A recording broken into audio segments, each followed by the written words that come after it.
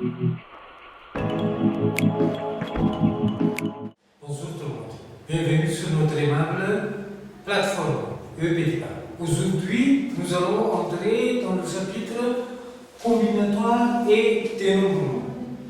C'est-à-dire, nous allons entrer dans l'étude des ensembles.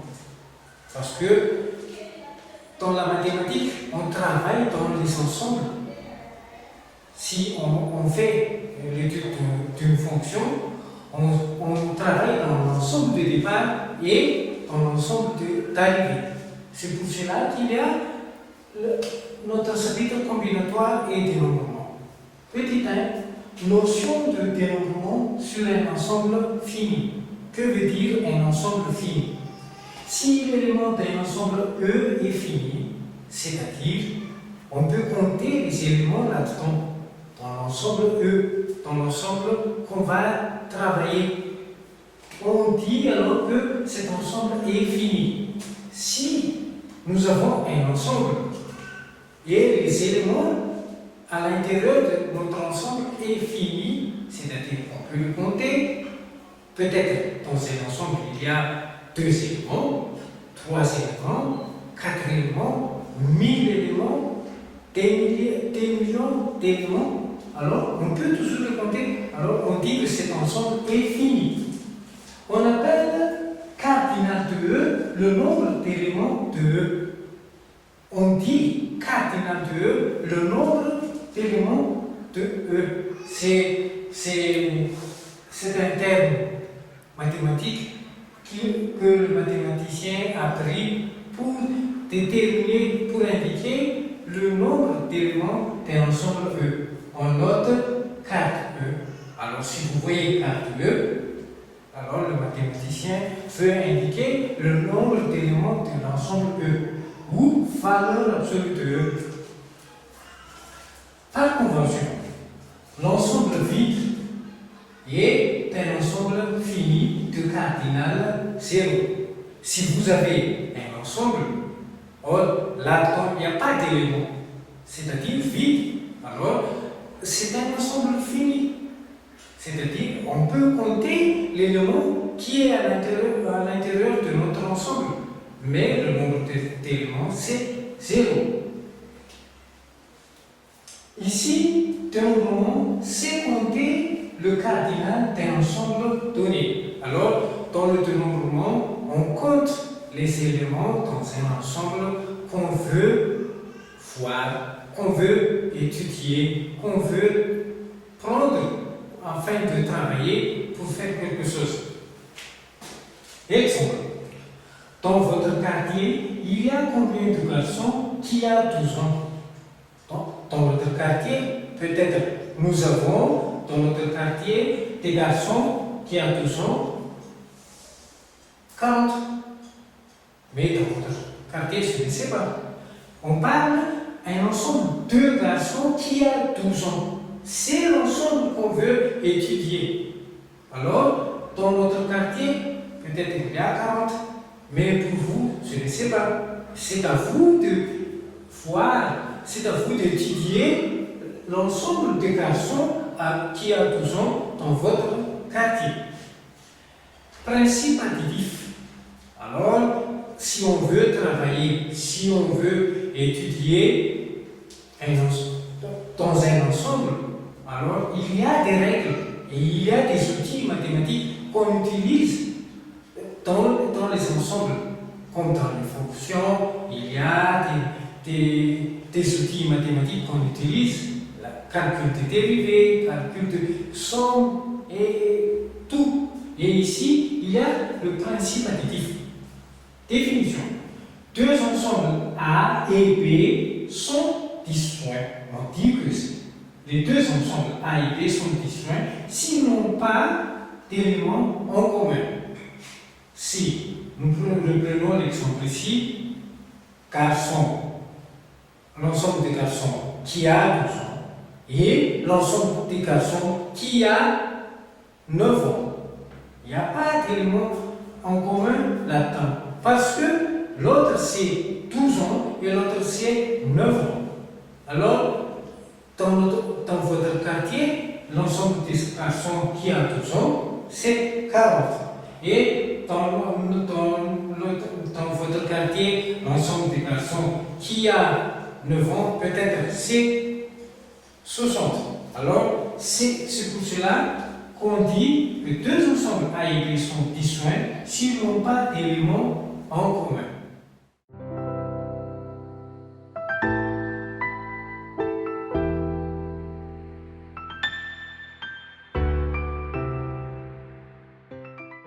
Propriété. Soit EI, I appartenant à l'ensemble grand M, des ensembles finis.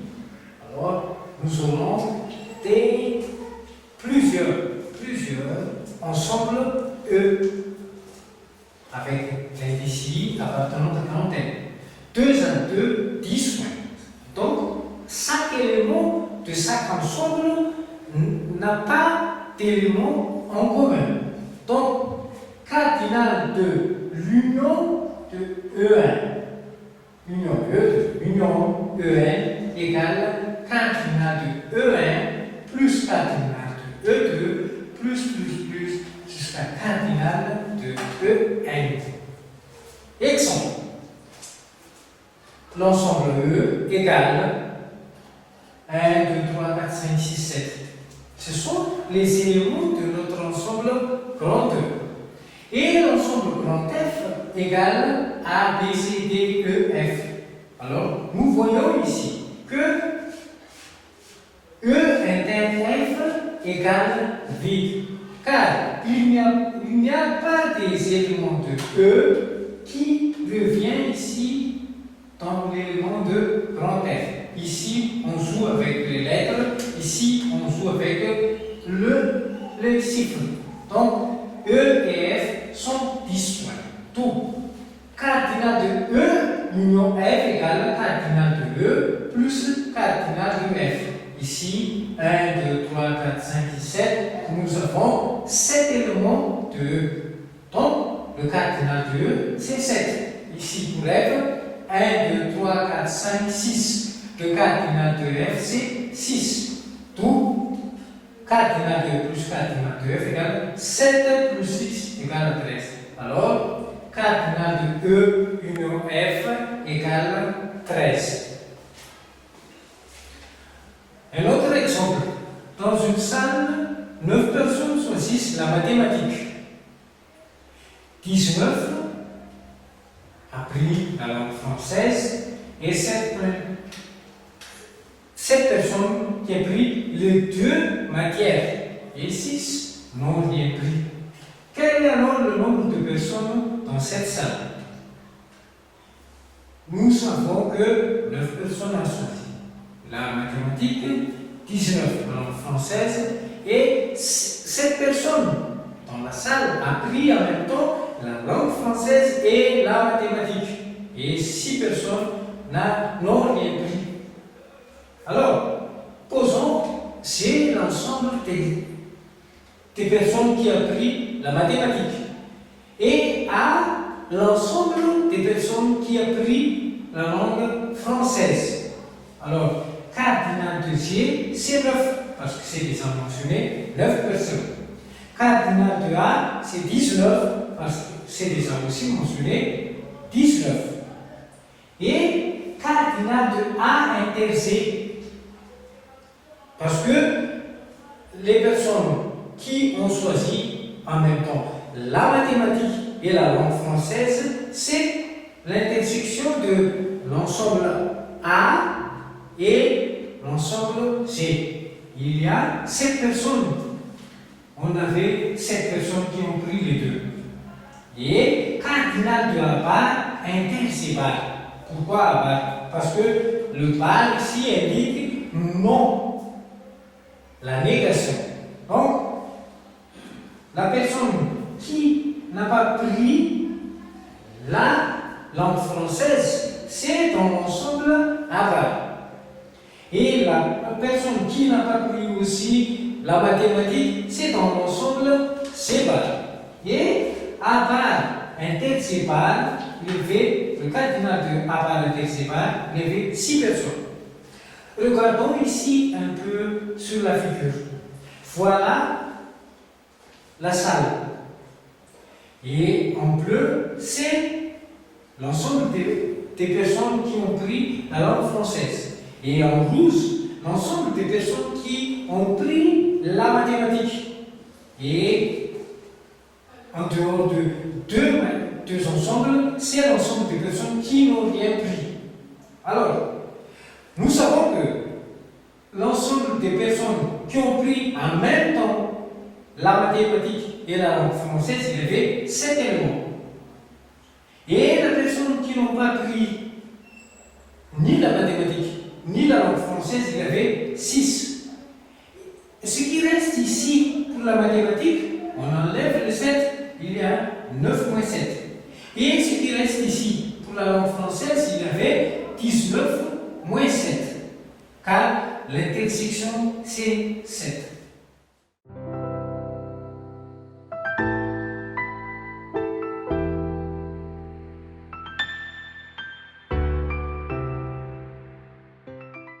Calculage de personnes dans la salle égale 9 moins 7. C'est bien écrit en rouge. Et le 7. L'ensemble d'intersection. 19 moins 7 plus 6. La somme c'est 27. Le 9 moins 7, c'est l'ensemble des personnes qui ont pris tout simplement la mathématique. Le 7, c'est l'ensemble des personnes qui ont pris à la fois la mathématique et la langue française. 19 moins 7, c'est l'ensemble des personnes qui ont pris tout simplement la langue française. Et le 6, c'est l'ensemble des personnes qui n'ont rien pris. Alors, la totalité, le cardinal, c'est 27. Principe multiplicatif. On a fait ici le principe additif. Maintenant, le principe multiplicatif. Est-ce qu'on peut faire la multiplication dans un ensemble fini? Définition. Soit un ensemble fini à 1, à 2, à 3, jusqu'à 1. On travaille toujours dans les ensembles finis, c'est-à-dire le nombre d'éléments dans ces ensembles sont finis. Alors, il y a des propriétés qu'on doit suivre, qu'on doit respecter. Le produit cartésien A1 fois A2, si on multiplie l'ensemble A1 avec l'ensemble A2, on a un couple. On n'a plus des solutions comme dans le principe additif, mais on arrive à avoir un couple. Le couple A1 et A2. Si on fait le produit cartésien, c'est-à-dire si on fait la multiplication de deux ensembles différents, faites attention, ce sont des ensembles finis, alors on arrive à avoir un couple.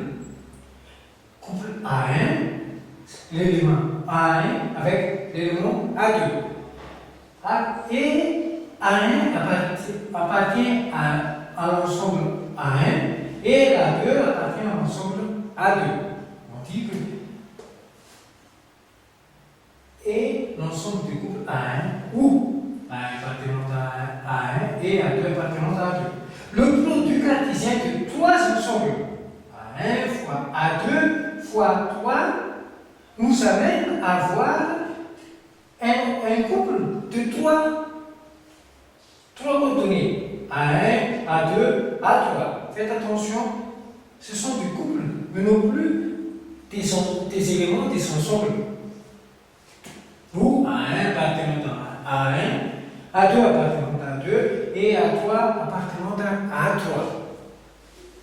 De même, le produit cartésien de A1 fois A2 fois AN avec les ensembles grand A sont des ensembles finis et l'ensemble des couples A1, A2 jusqu'à AN où A1 appartenant à 40 à AN, A2 appartenant à 40 à 2 et AN appartenant à grand A N. Et comment on fait pour calculer le cardinal de produit cartésien des ensembles finis? Faites attention, ensemble fini. cardinal de A1 fois 2 fois A1 égale cardinal de A1 fois cardinal de A2 fois jusqu'à cardinal de A1. C'est dans le principe multiplicatif.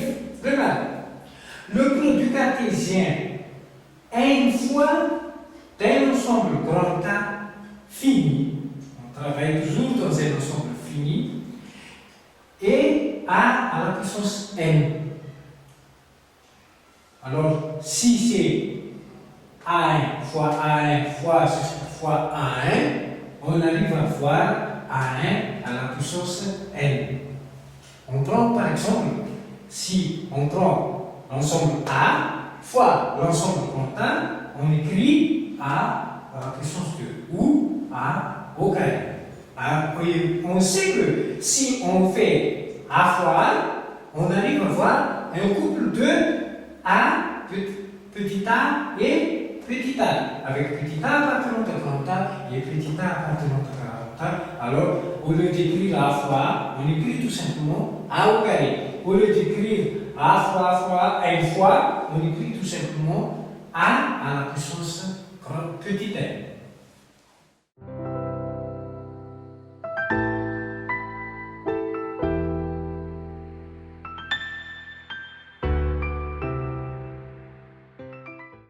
Exemple, soit un ensemble fini A, on travaille toujours dans l'ensemble fini, à P éléments. Alors le nombre d'éléments de notre ensemble A est P. P peut être 2, peut être 6, peut être 1000. Le produit cartésien n fois de l'ensemble A est A à la puissance n. C'était ça écrit avant. Alors, cardinal de A à la puissance n égale P à la puissance n. Pourquoi? Parce qu'on écrit cardinal de A à la puissance n, c'est cardinal de A fois cardinal de A fois cardinal de A n fois. Or, les éléments de chaque ensemble, c'est P. Alors, on a P fois P fois P fois P fois P fois P, n fois. Alors, c'est P à la puissance n. Nous allons prendre un autre exemple. On lance 2D à 6 faces. On prend 2D à 6 faces. Soit E, l'ensemble des résultats de chaque D. Et on sait que dans un D, il y a 1, 2, 3, 4, 5, 6. Mentionnez 1, 2, 3, 4, 5, 6 dans chaque face. Donc, E carré est l'ensemble de couples possibles pour 2D. Nous avons, par exemple, le couple 1, 1 appartient à E carré parce que le 1 appartient à E et le 1 appartient à l'autre E. Parce que nous avons 2D. On lance le 2D, nous avons le couple 1, 1. Et on peut avoir aussi le couple 1, 2 et 2, 1, ainsi de suite jusqu'à 6, 6. Alors, comment on calcule le cardinal de E carré? Cardinal de E carré, c'est bien détaillé ici, cardinal de E fois cardinal de E. Or, le cardinal de E, c'est 6. Et le cardinal de E, c'est 6. Alors, le cardinal de E carré, c'est 6 fois 6 égale 36. Et on écrit aussi 6 au carré, c'est égal à 36. Parce que dans notre définition, cardinal de A à la puissance n, c'est P à la puissance n. Alors 6 fois 6, c'est 6 au carré qui nous donne 36. Maintenant, petit 2, arrangement et permutation. Si on veut faire la combinatoire et dénombrement, on doit savoir l'arrangement et permutation. Dans ce qu'on parle dans l'arrangement et permutation, il y a le factoriel d'un nombre. On appelle factoriel n le produit de 1 à n. On écrit n factoriel si vous voyez un chiffre et après cette forme, alors on dit factoriel. Si on écrit 2 ici, 2 factoriel. Si on écrit 3 ici, 3 factoriel. N factoriel c'est 1 fois 2 fois 3 fois 4 jusqu'à n moins 1 fois n. Et par convention, c'est rho factoriel égale 1. Ça, ce sont les mathématiciens qui ont pris cette décision. Alors, c'est rho factoriel, c'est 1.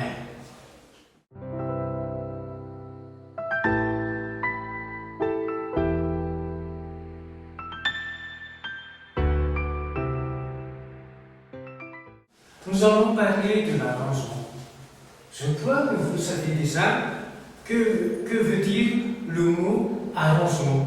Si vous êtes dans votre maison, vous arrangez votre lit après, si vous vous réveillez le matin. Vous arrangez votre lit, vous arrangez tout ce qu'on peut arranger dans votre coin, on peut faire l'arrangement. Mais dans la mathématique, soit grand A est un ensemble à n éléments, c'est-à-dire le grand A est un ensemble fini parce que le nombre d'éléments de grand A est petit n. Et soit P inférieur ou égal à n. Alors, le P indique aussi le nombre d'éléments qui existent dans grand A, mais inférieur à n, c'est-à-dire inférieur au cardinal de A. Un arrangement de P éléments de A est un périplé d'éléments distincts de A. Alors, si on fait un arrangement de quelques éléments de grand A, lequel c'est le P? Si on fait un arrangement de quelques éléments de grand A, alors ça devient un périplé d'éléments distincts de petit a, de grand A. Dans l'arrangement, l'ordre compte. Parce que si on fait un arrangement dans votre maison, en entrant, en arrivant dans votre chambre, on voit quoi? Et après, on voit quoi? C'est pour cela, si on fait l'arrangement, mathématiquement parlant, l'ordre compte. Et les éléments ne se répètent pas. Si vous voulez que votre ensemble soit vraiment un ensemble, qu'on travaille dans l'outil mathématique, il ne se peut qu'on voit deux lits. Parce que si on fait l'arrangement dans votre ensemble, les éléments ne se répètent pas. Soit grand A est un ensemble à n éléments.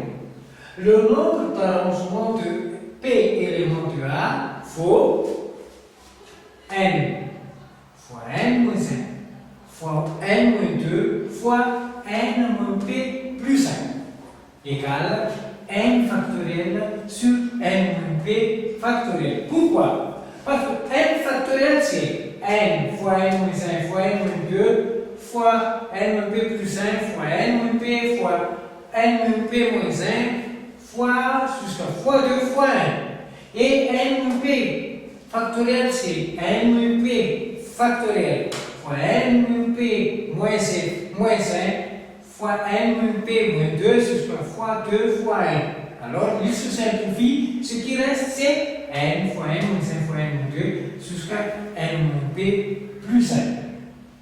Exemple. Soit l'ensemble compte d'éléments A, Z, X, Y, K.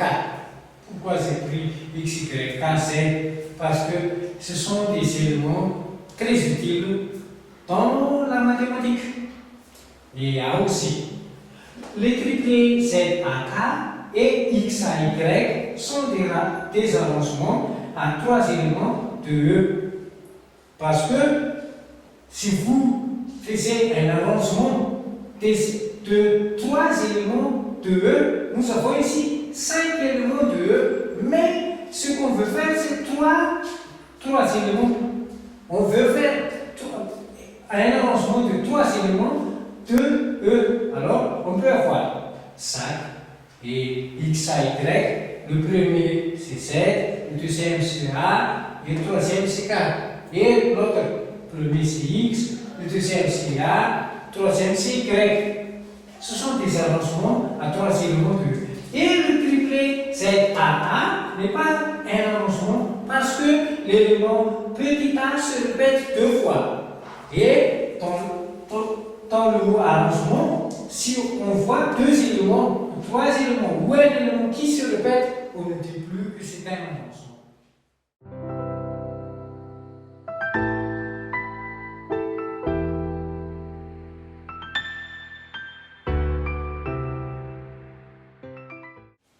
Dans l'arrangement, c'est à 4 égale 5 fois 4 fois 3. On écrit, taper notre formule n factoriel sur n moins p factoriel. Parce que nous voulons faire 3 arrangements. Alors, 5 factoriel sur 5 moins 3 factoriel, qui est égal à 5 factoriel sur 2 factoriel, qui nous donne 5 fois 4 fois 3. Pourquoi 5 fois 4 fois 3? Parce que le n factoriel sur n moins p factoriel, c'est n fois n moins 1 fois n moins 2 jusqu'à n moins p plus 1. Alors, 5 fois 4 fois 3. 5, c'est n. 4, c'est n moins 1. 3, c'est n moins p plus 1. 5 moins 3 plus 1. C'est pour cela qu'on arrive à voir 3. Et nous avons 5 fois 4 fois 3, c'est 60. Nous avons alors 60 arrangements possibles. Pourquoi on calcule l'arrangement? Parce que si on veut calculer la probabilité, on doit savoir l'arrangement. On utilise l'arrangement pour pouvoir calculer la probabilité. Et parmi les 60 arrangements qu'on peut faire, il n'y en a qu'un seul qui est mieux. C'est pour cela qu'on cherche d'abord l'arrangement. Et parmi ce qu'on fait, ce qu'on arrange, c'est parmi eux qu'on prend un.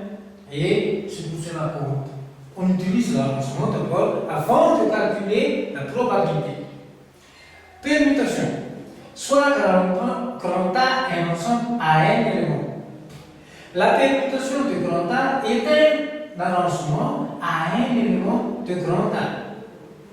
La permutation, on ne prend plus P éléments parmi les n éléments de l'ensemble grand A. Si grand A a n éléments, on ne prend plus P éléments pour arranger, mais on arrange tous les éléments de grand A.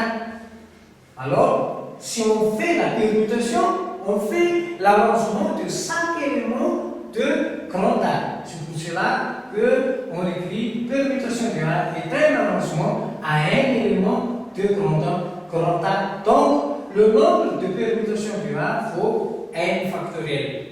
Parce que l'arrangement, c'est n factoriel sur n moins p factoriel et le n moins p, le p c'est n encore, n sur n moins n factoriel, alors c'est 0. Et 0 factoriel vaut 1.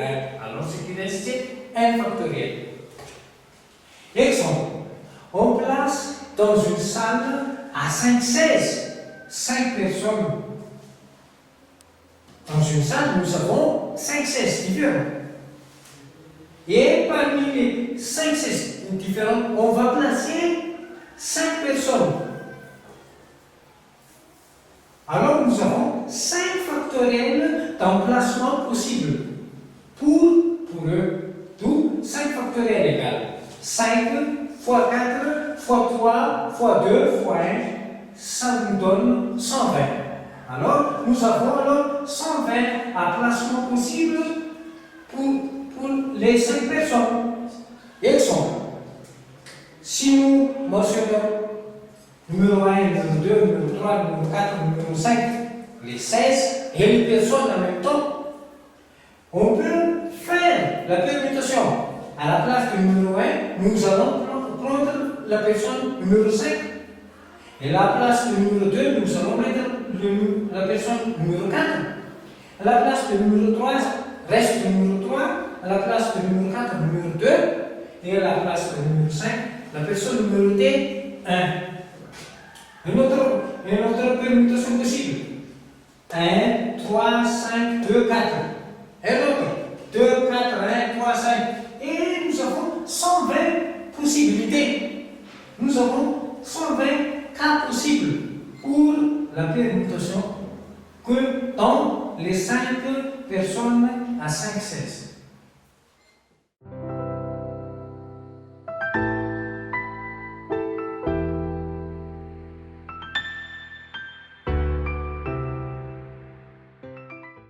Maintenant, nous allons entrer dans la combinaison. Soit grand A est un ensemble à n éléments. On parle toujours des éléments finis. Et P inférieur ou égal à n.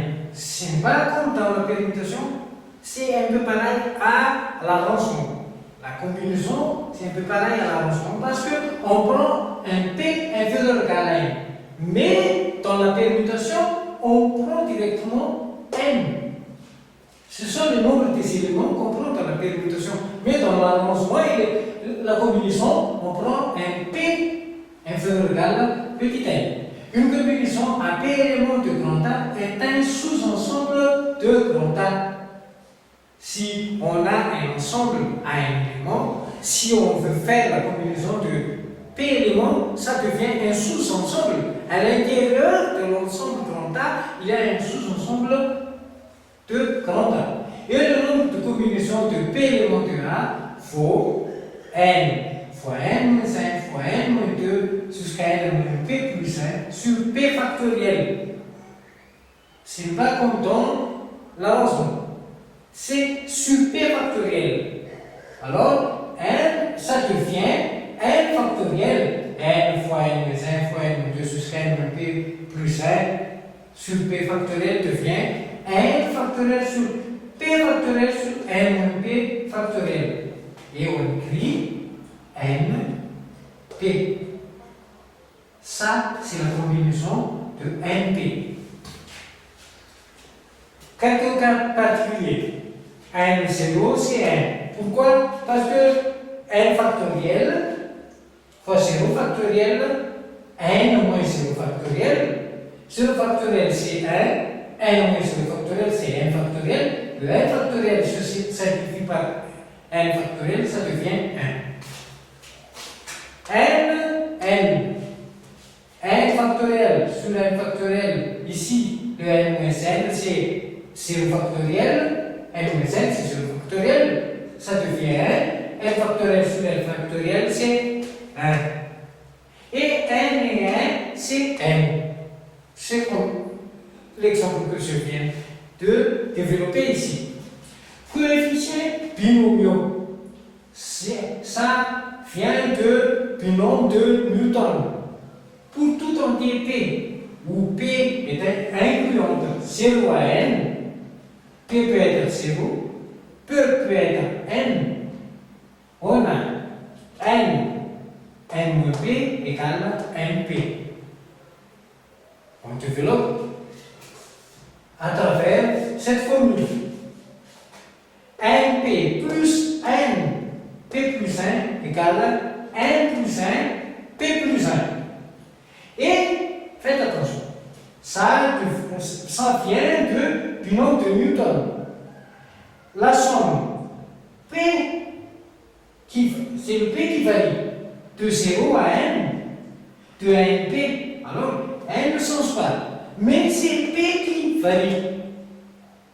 Dans cette somme, c'est P qui varie. Alors, ça devient n0, parce que à partir de 0, plus n à n, plus nn. Et or, n0 vaut 1, et nn vaut n, et nn vaut 1. La somme de P égale 0 à n de np vaut 2 à la puissance n. Alors, ça dépend de n. Si le n ici c'est 3, alors 2 à la puissance 3. Si le n ici c'est 7, c'est 2 à la puissance 7.